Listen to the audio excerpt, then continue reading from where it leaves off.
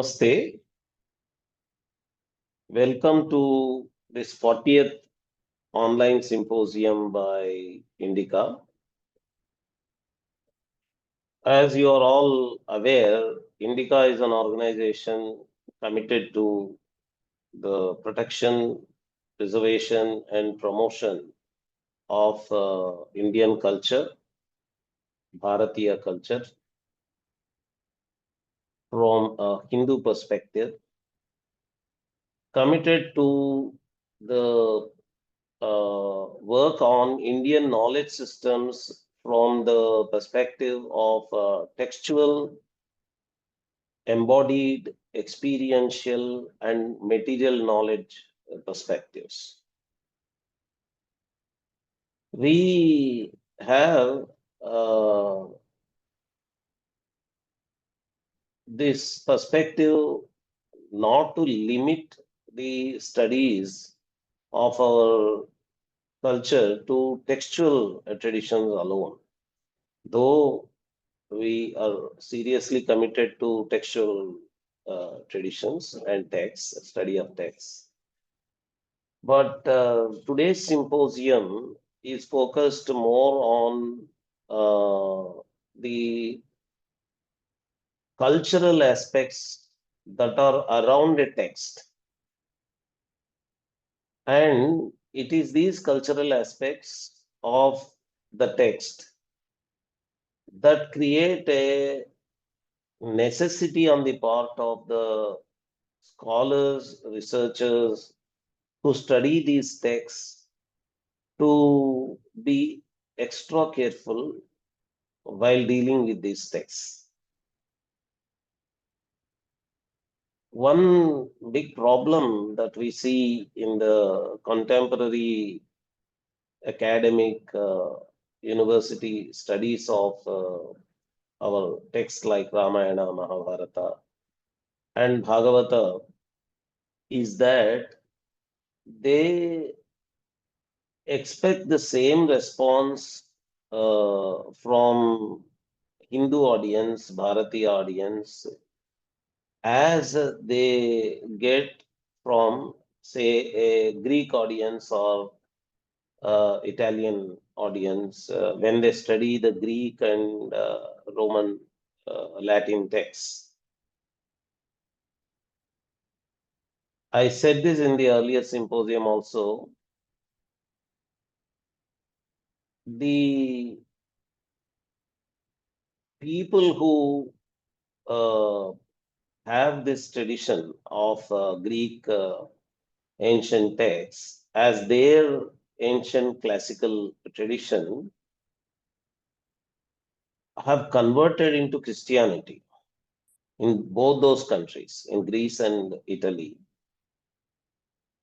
And there are no more people following those traditions living, though gradually there are new movements where they call themselves as neo-pagan movements and other such movements where they are trying to revive pre-Christian classical Greek and classical Roman traditions back into mainstream again.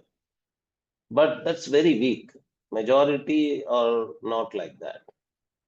So even if some observations that are made about those texts are hurting to the people who follow those traditions, the contemporary Greek population or contemporary Italian population may not react with that ownership of those cultures.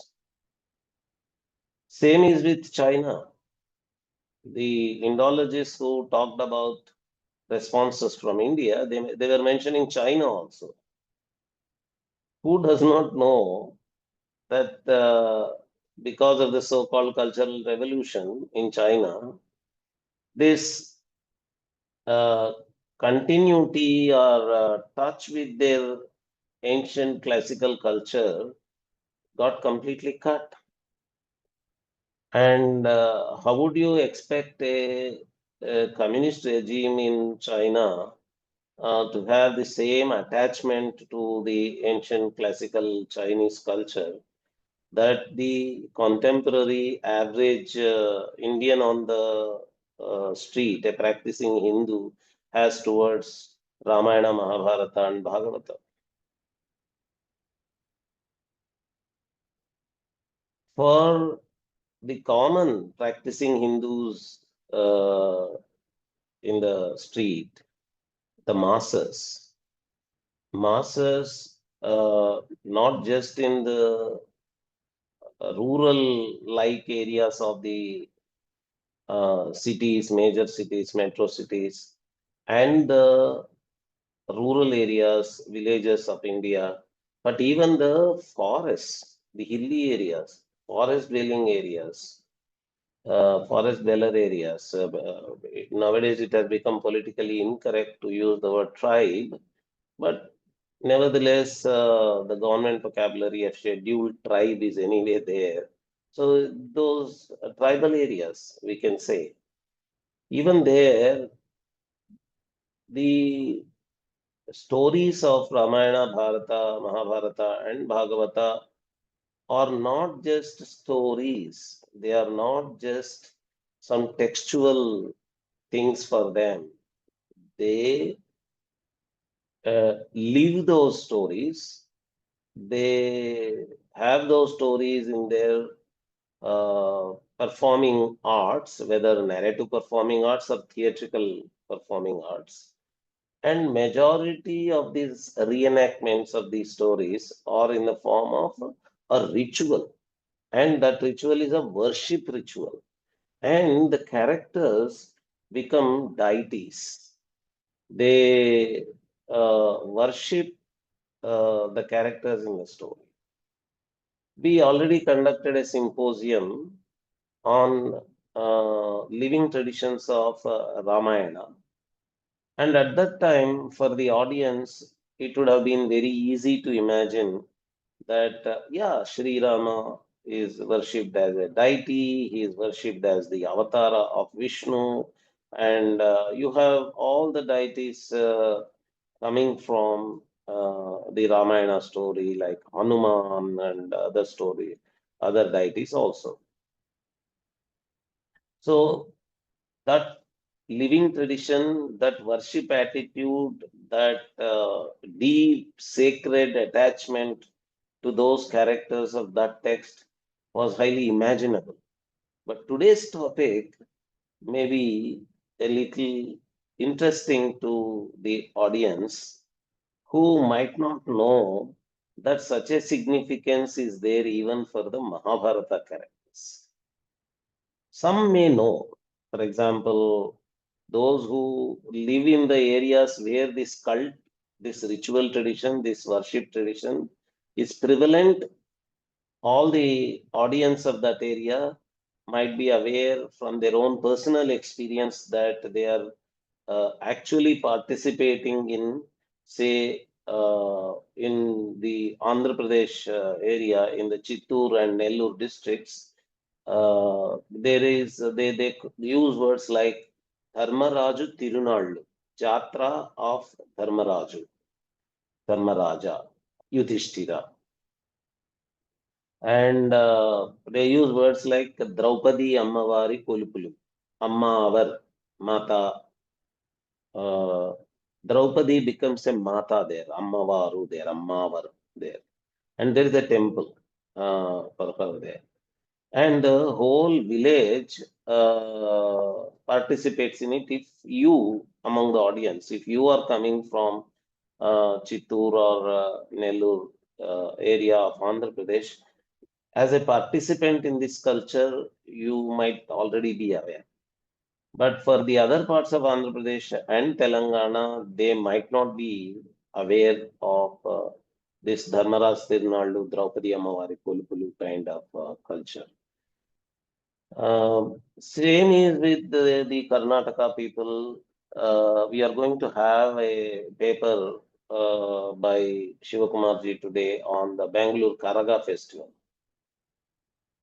People who go on IT jobs and other jobs to Bengaluru, they know that there is a Karaga festival that is happening in the Bengaluru city, and it almost submerges the entire Bengaluru city during the festival.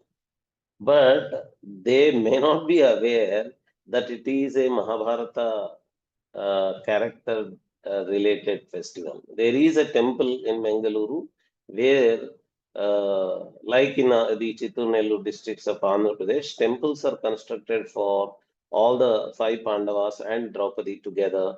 And inside Bengaluru, there is such a, they call it Cart Street in Bengaluru near Metro.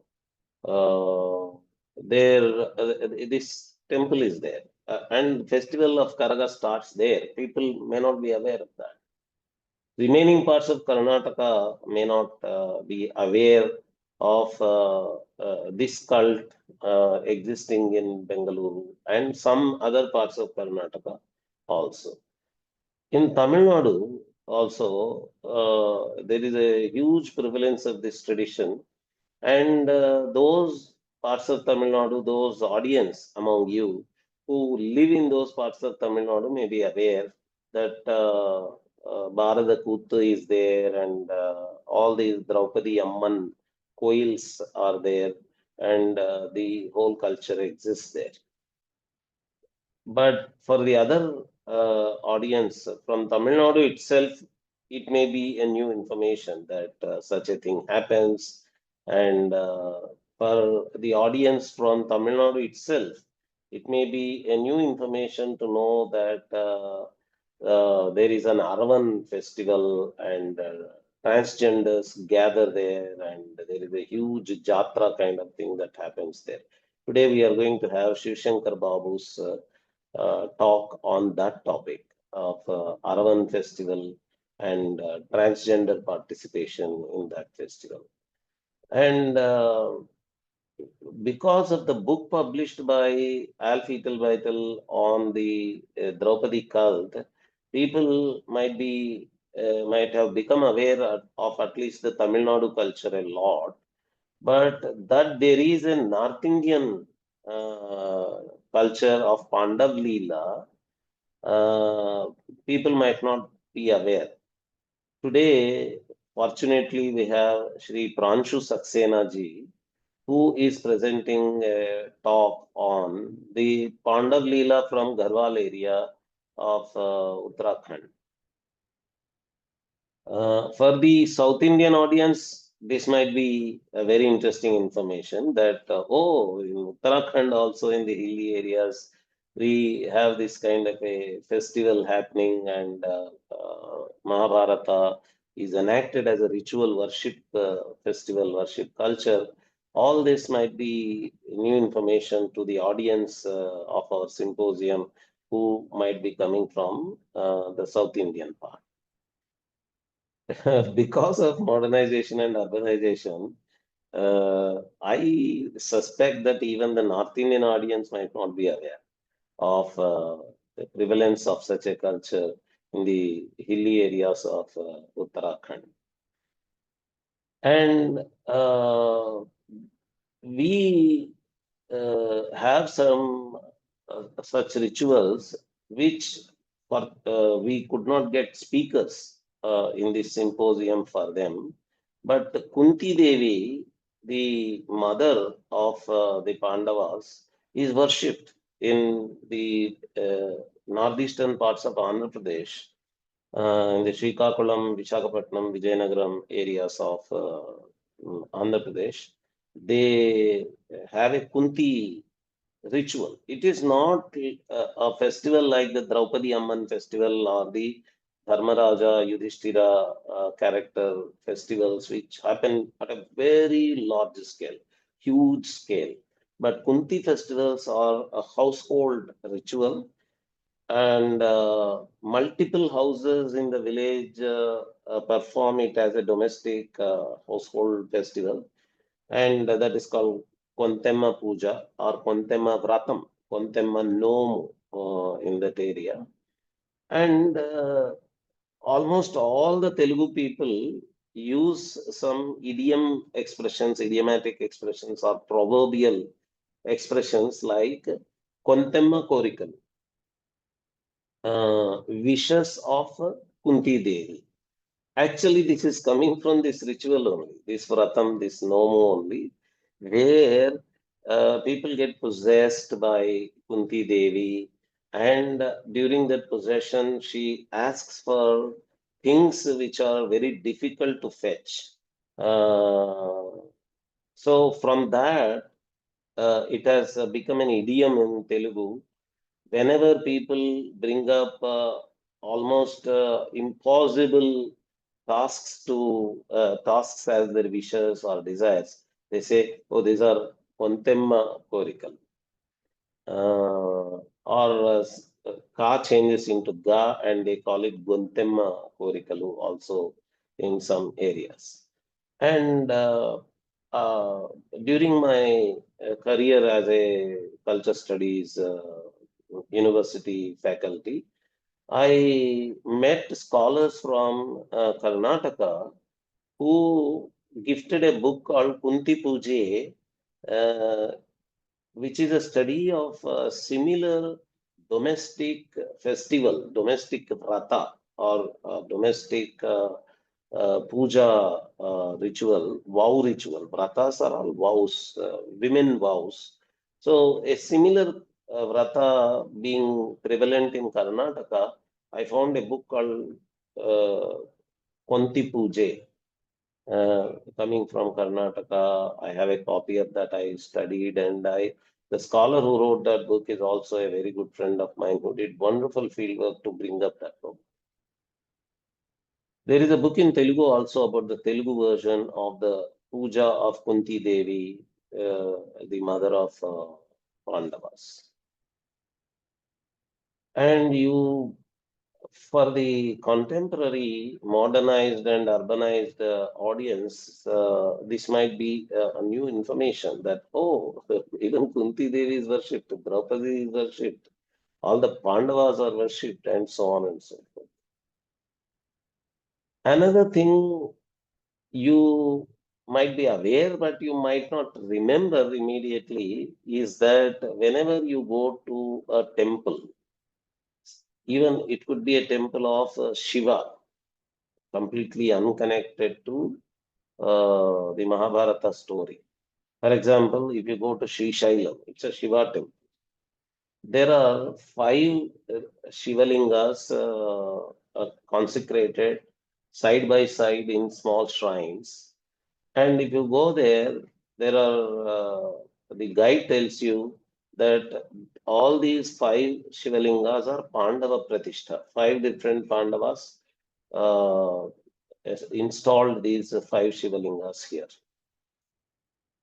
That way, Pandavas being mentioned as the people who installed or who sat there or who performed an activity there, and that resulting in a water body in that area, that resulting in a cave in a temple, and so on and so forth. That kind of narratives, that kind of legendary tales and stories being prevalent in the length and breadth of Bharat is also known to us. We all, when we go to those areas, and sometimes we ourselves live in a place where such place legends connecting the whole natural form of that area or a structure of that area to way back to Pandavas exists, and we don't remember that this is a living tradition of Mahabharata. Mahabharata is living through those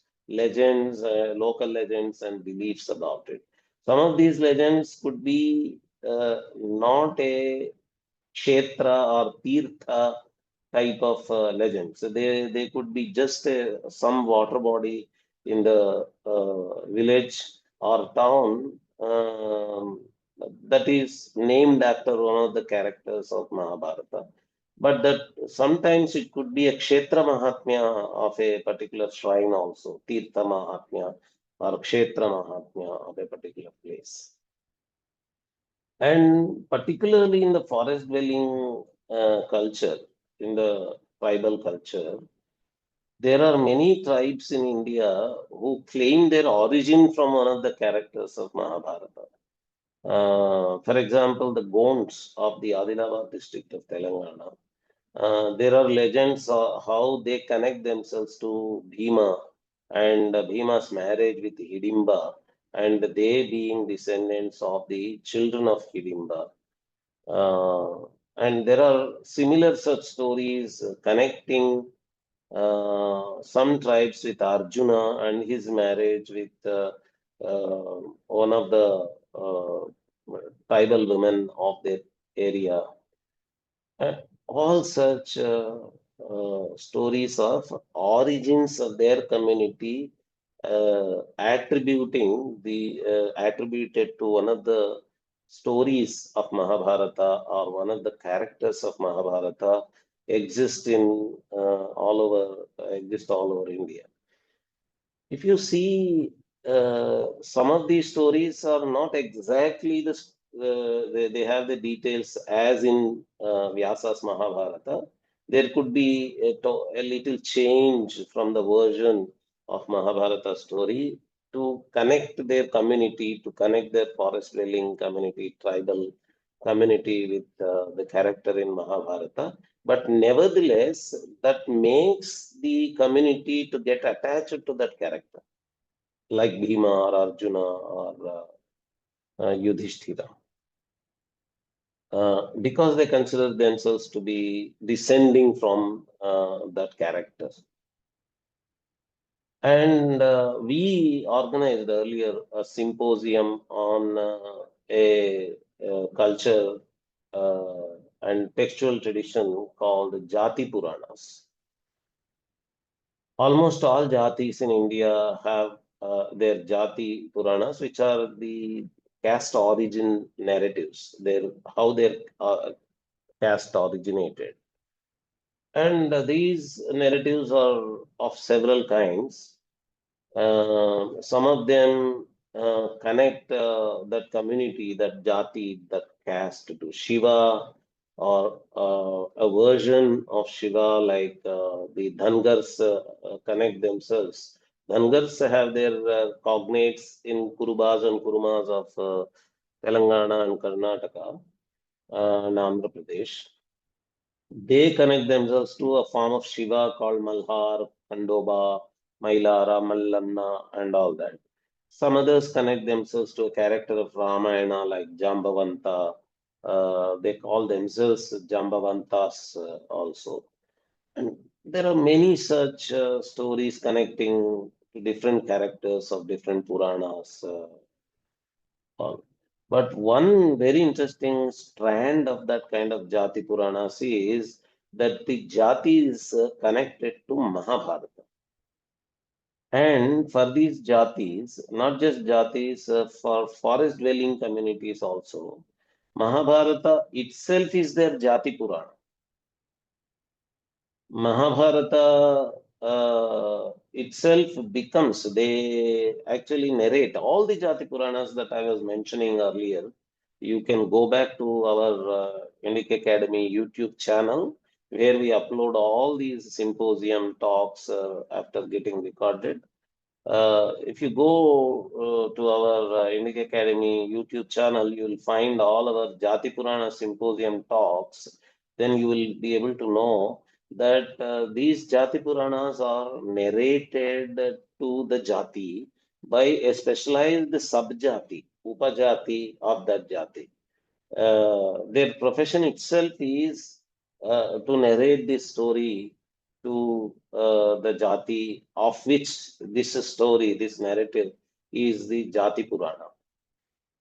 Uh, Similarly, for the Mahabharata Jati Purana also, there are specialized professionals, which is an Upajati, it is a subcaste within the Jati, for which Mahabharata is their Jati Purana.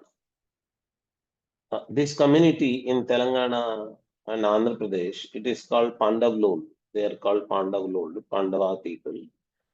And the communities like the Mutras community and Telugu community and other communities for which this Mahabharata is the Jati Purana, they respect these performers as their gurus. They consider them to be priestly people. They worship them and they patronize that art form. There is another such community called Kaki Padgalvaru, who do the same kind of Mahabharata narration. They use scrolls, cloth scrolls on which Mahabharata is painted. There is an artist community near Warangal in a place called Cherial, where there is the whole family tradition of painting these stories on the cloth scrolls.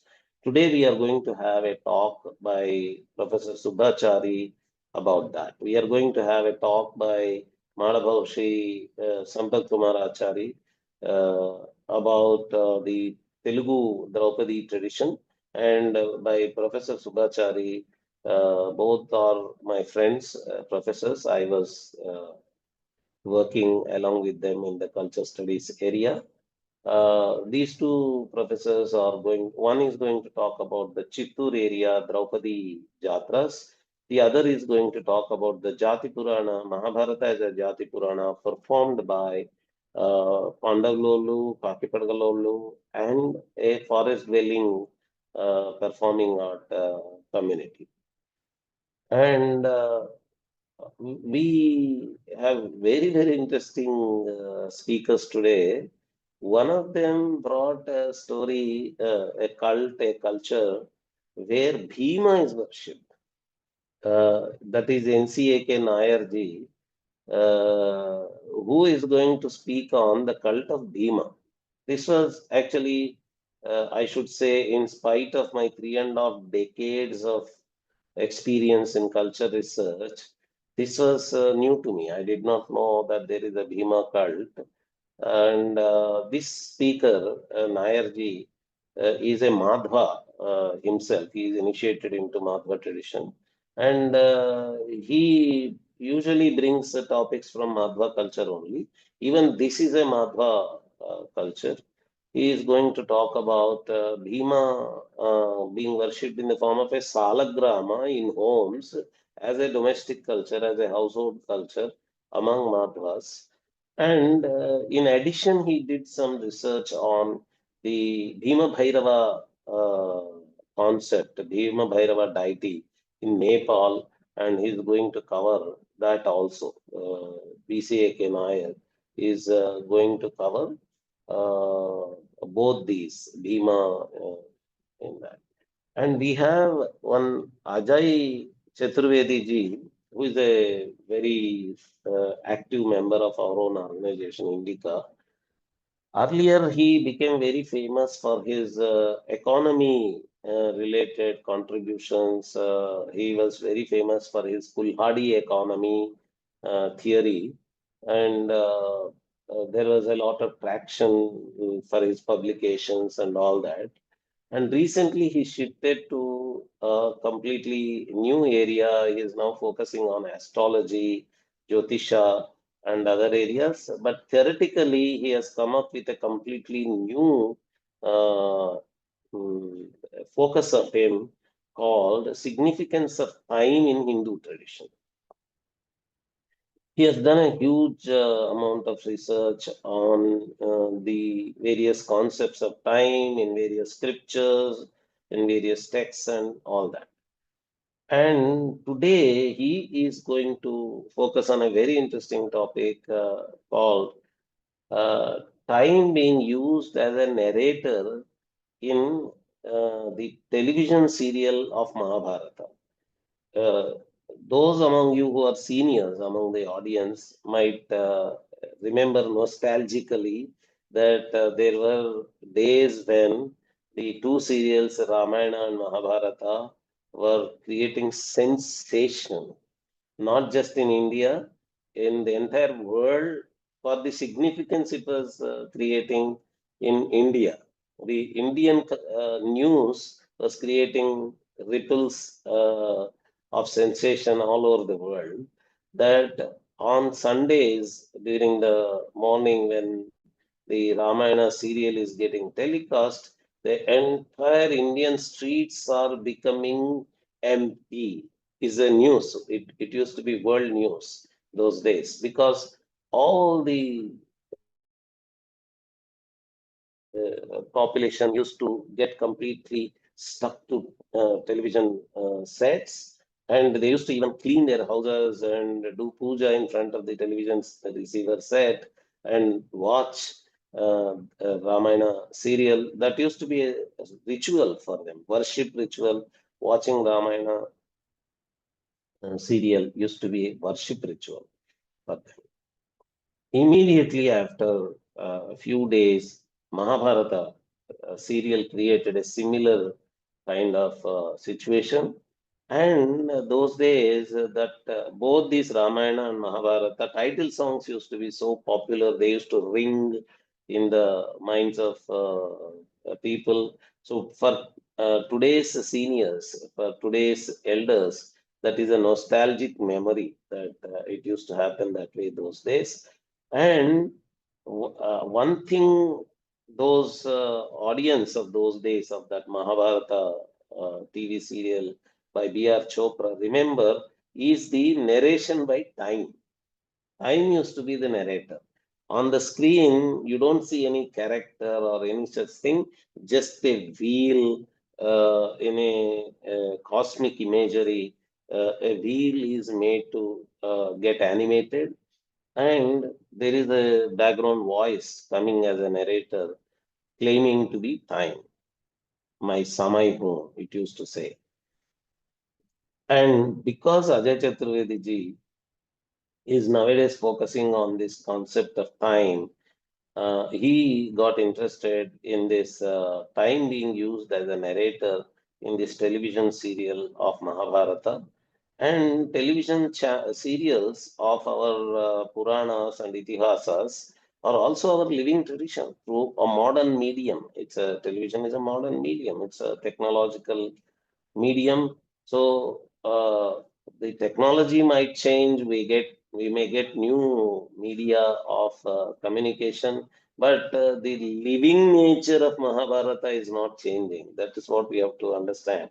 We have talked about the folk cultural, folk performing arts, forest dweller, tribal performing arts, and the traditional pujas at home, vratas at home, and so on and so forth. But now new things have come. Internet has come, television has come, but the living nature of Mahabharata is not changing.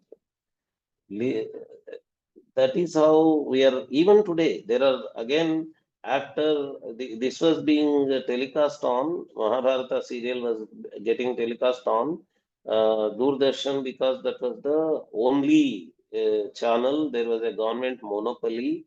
The television industry was not open to private investment those days, but now there are private channels. And even in these private channels, you have Mahabharata related serials, or Mahabharata itself becoming a serial. It is continuing. Even today, Mahabharata television serials are continuing. That shows the living nature even today in 2025 also, how it is a living tradition being uh, carried out through modern technology also. And we talk about Yakshaganas. Kuttu, Bharata Kuttu that I was mentioning is a kind of Yakshagana only.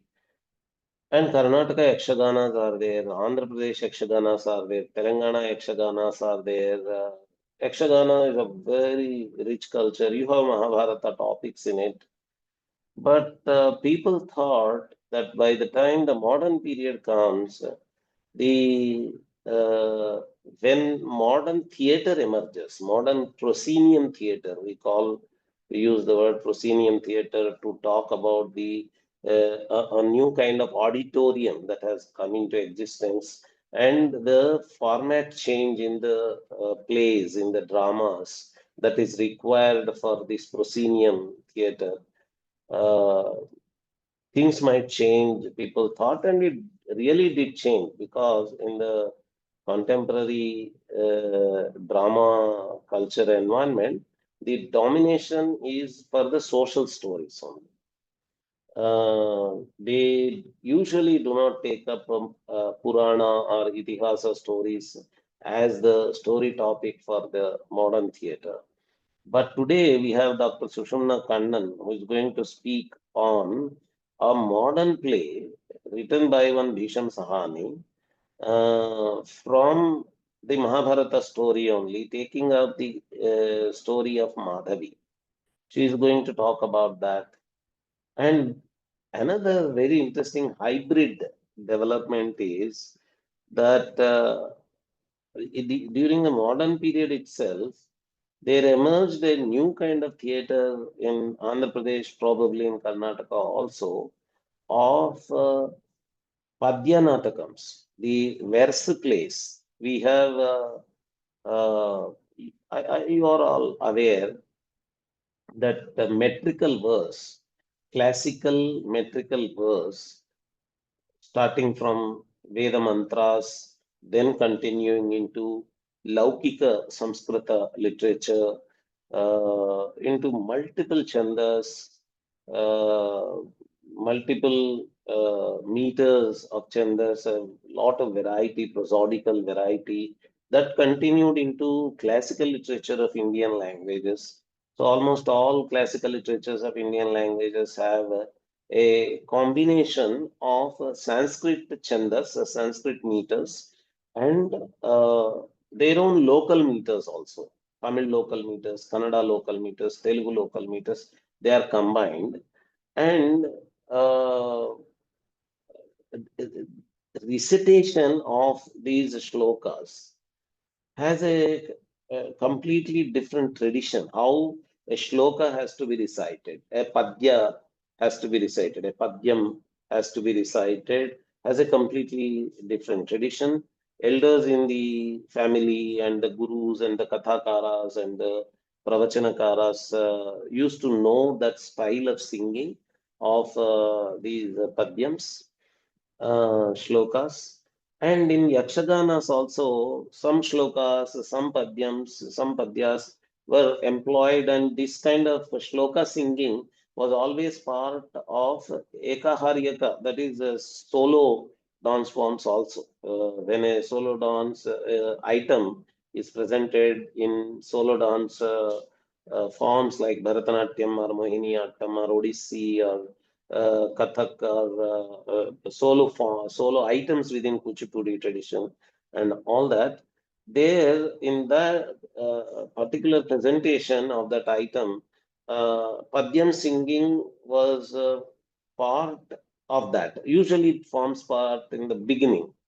So the whole performance begins with Padyam singing or Shloka singing, which is without rhythm. There is no drum instrument used in that part of Shloka presentation or Padyam presentation.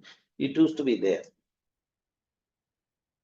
And in Carnatic music concerts also, uh, in the presentation of a particular kirtana or a particular bhajan, the beginning being with a shloka presentation also was always there. Uh, it was part of Carnatic concert presentations or even in Hindustani, that is in classical Indian music concerts. Shloka presentation, which is a drumless, rhythmless, alapana presentation, used to be always there. Mostly it used to be in the beginning of the concert presentation. But what is interesting is in the Telugu theatrical landscape in the Telangana and Andhra Pradesh areas, during the British time, a new genre of theatre emerged, a new genre of dramas, plays emerged, which are verse plays, which are actually almost the structure used to be like the Kalidasa's Avijnana Shakuntalam or any of the Sanskrit plays only, Sutradhara, and Sutradhara's woman assistant, and all those used to be there. Structure used to be very similar to the Sanskrit plays, but because even Avijnana Shakuntalam is full of shlokas, apart from the prose portions of the play, all these Sanskrit plays used to be like that. Even these plays are like that. But the Padyam portion, the Shloka portion of these plays became a Carnatic music tradition. Recitation of them, presentation of them has become a Carnatic music tradition, and a new theater where the singing style, Carnatic music, singing style of these padyams, singing style of these shlokas, in this kind of Telugu classical theater was emerging. All these were newly written classical plays, and they had Pauranika themes from Itihasas and Puranas, and from history also, because by that time, by the time of the British, history also became a very new obsession for people. So historical themes were also being taken. Actually, interestingly, what happened is the for the historical Padyam Carnatic music type plays, the foundation was laid already in Sanskrit plays, from the plays like Mudra Rakshasam, Swapnavasa Padattam, Pratigna Yogandharayanam, and but they converted them into historical plays like Prataparudra Charitram, Bobbili Yuddham, and these historical plays also incorporated these padyams. And that became a Carnatic music presentation. And then social plays also emerged. It was the days during the British time, as you know, it was Reformation days. So Reformation plays were being written. Interestingly, even these Reformation plays were being written in Padyam form, Padyam and a few songs. Social plays also were being written in Padyam, and even that became a concert. That became a Carnatic music presentation. So as part of this whole milieu of Carnatic music Padyam presentations, Mahabharata Natakams also emerged. And today I am going to talk. Usually I just stop with my welcome address like this one, like the present one, and I then leave it to the panel. But today I joined the panel. I am one of the speakers. I am going to speak on these Padya Natakams in Telugu, Mahabharata Padyanatakams, how they are a living tradition, continuing even today, though weakly, though modifiedly. There was a time when they were a very big buzz in Telugu culture. Today, it is not such a big buzz in Telugu culture, but still, it is living, it is continuing to live. I'll show how it is living, how it is continuing today also. So, that is another living tradition. That's a new development. It's a modern time development, having classical culture in it, classical language in it, and classical music in it. It is not Yakshagana, it's a completely new genre that has emerged, and that I am going to cover in my talk. So, these three by Ajay Chaturvedi ji, the television serial, mine on Padyanatakams, and the modern theatrical play Bhisham Sahani's Madhavi by Dr. Sushumna Kannanji are all going to be on the modern period developments in the living traditions of Mahabharata. And we have one presentation on North Indian case of Garhwal Pandavlila. Actually, Pranshuji wanted to present on Bangalore Karaga also. He is one of our authors, Indica authors of anthologies. But we asked him to focus on this Pandavlila of Garhwal because today there is a slant towards South Indian topics. So we were looking for someone who can talk about some North Indian topic. Panshuji filled that gap, so we asked him to talk about the North Indian case of Pandav Leela of Garhwal. And we have the other speakers talking about the Jaati Purana, Draupadi cult, Aravan cult, and Bhima cult, all these cults which are existing in the folk cultural and ritual theatrical forms in different parts of South India. So I've almost presented the menu in detail for the symposium. So with this overview of the symposium talks, now I invite all of you, welcome all of you to the symposium, and welcome the speakers who have been so kind to agree to come to this symposium with their scholarly analysis of the topics.